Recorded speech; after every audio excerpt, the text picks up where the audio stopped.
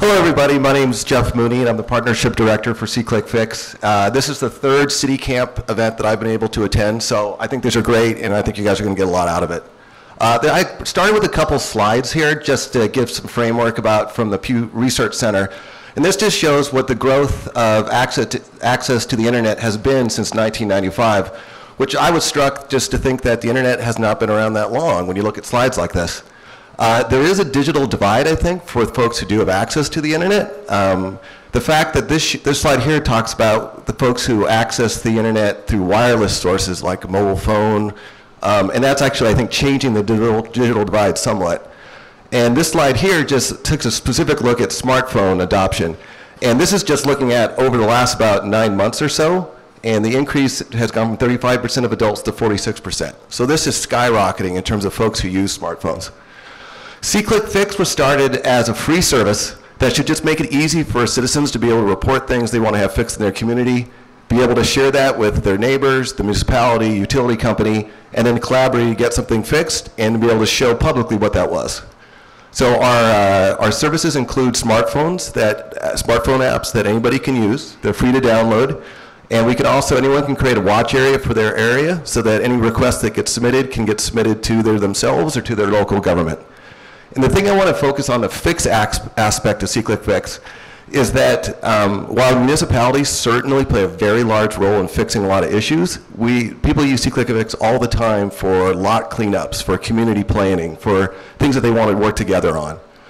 We have about 80 municipalities that have branded our mobile applications, so the requests are actually going straight into the city, sometimes going straight into their internal CRM system, and they range from large cities like Raleigh and Richmond to smaller cities like Nevada, Missouri. Cities can also adopt our interactive map widget, so they actually can put on their website a map that shows these are all the requests that have come into the city, this is the status of each of those requests, and the same service request options for submitting are visible there as on the mobile apps, and the same is true for the Facebook page. So our goal here really is to make it so citizens have multiple channels they can use for communicating with the city. Phones are always going to be there, but all these online channels are there as well. And they can go straight into the city, but any updates the city makes is a one-to-many to everybody.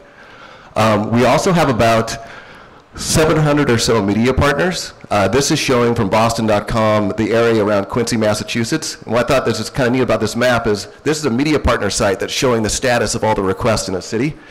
This is a particular request about someone who said, hey, there's a dangerous tree after this storm that came pounding through.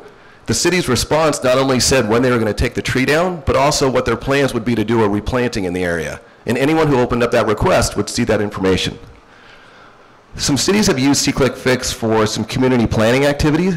In Huntsville, they did something neat. Over about 19 days, they got about 4,800 comments when they were asking citizens, what kind of businesses would you like to see us bring to the city? This is an example of a one-to-many communication that I just like because you can see this was viewed by over 500 people, and this started from someone who said, hey, we need bike lanes in the city. And the city responded by saying, we have a committee that's actually going to be holding to talk about just these discussions, and everyone who visited that site could see where the city was holding that meeting. When a city wants to, they can set up their own custom service request categories. You can make it very easy to do. Again, cities can do this either through our system or route it into their current CRM application. This just shows you the idea of a one-to-one communication. So the goal for C-Click is whenever an update is made, an update goes to the individual who reported it, but also a one-to-many communication through all those platforms that I showed you guys. This is a dashboard that allows folks to get a big picture view to see, hey, when people are communicating with us, what tools are they using? And it can give you a snapshot to see, are they using our mobile channels? Are they using a map on our site? Are they using Facebook? And it gives you a breakdown of what those requests are. Folks who use us for managing the requests themselves, they have the ability to assign a request, acknowledge it, close it. They can see what the picture was that was submitted to the city, which really makes it a lot easier to assess an issue rather than trying to send somebody out as a follow-up to figure out what it is.